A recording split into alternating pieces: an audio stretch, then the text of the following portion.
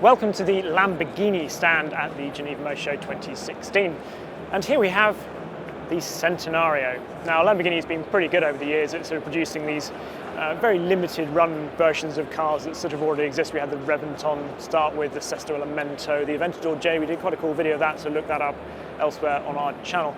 This, the Centenario, is designed to celebrate the 100th birthday, what would have been the 100th birthday of Ferruccio Lamborghini, of course, the founder of the company. And yeah, they actually go to town on these cars. It might, some of you, I can understand totally why some of you will not like this car. It is wild in the extreme, but there are actually some lovely details when you start looking at it. The little air intakes to the side of these front lights here, it weighs less than an Aventador SV because, well, it's got a carbon fibre bonnet, carbon fibre doors as opposed to aluminium, and the same with the front fender too.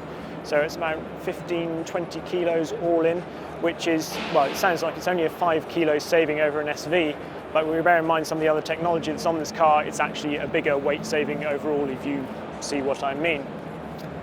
Other details on the car? Well, the wheels. They're forged and milled aluminium, but then with these carbon fibre blades on them as well, which extract the heat from the big carbon brakes.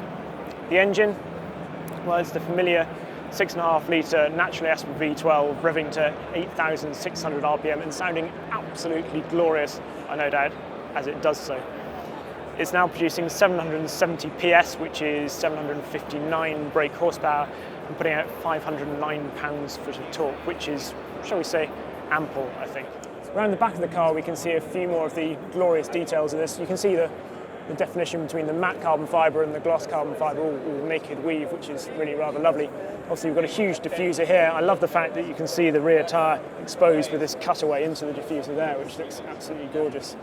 Also, these lights, which are now Lamborghini lighting, it says a nice little script along the top. And if you look from just up here, it looks as though they're floating in these amazing sort of fins coming out the back. All very nice indeed. The rear wing as well is now on hydraulic struts, so think sort of the McLaren P1, the way that rises up like that.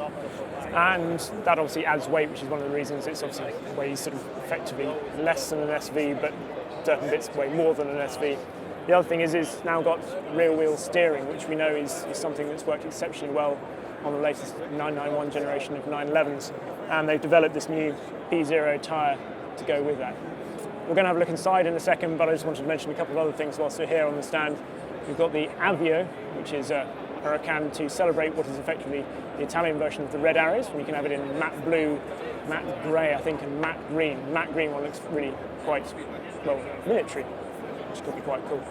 And the Huracan Spider over there has a new interior with the forged carbon fibre, which you might remember from the Sesto Elemento. It kind of looks like, well, camouflaged carbon fibre.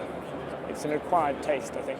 So what do you get for your 1.75 million euros plus taxes, of course, inside the Centenario? Well, the big news is that you get a 10-inch touchscreen in the middle, which is quite a big departure really for the Aventador. It means they've had to totally redesign this centre console here, and it does make the interior look much more modern, I have to say.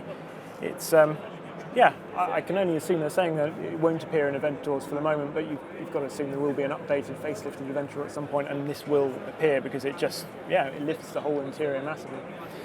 Sitting here, the car will do 0 to 62 miles an hour in 2.8 seconds and go on to 300 kilometers an hour, 186 miles an hour in 23.5 seconds, which is just the 10 seconds slower than the new Chiron, which I think says more about the Chiron than it does sort of denigrate this in any way. Everything else, well, some lovely stitching in here, as you would expect, and apart from that, it's fairly much Aventador fare. The seats, they do actually feel slightly more comfortable than the Aventador seats, which is rather nice, still very hard, and you've got these enormous great paddles here, which are such a feature of the car. The gearbox is still the 7-speed ISR independent shifting rod gearbox, which is a single clutch gearbox, and yeah, it can be fairly brutal, but the same different shift nodes as well. The big news as well is that the steering, whilst it's still the dynamic steering, which we've been fairly sort of, well, critical of, let's face it, in the past, it's also now tuned with this new rear wheel steering, so it'll be interesting to see how that feels.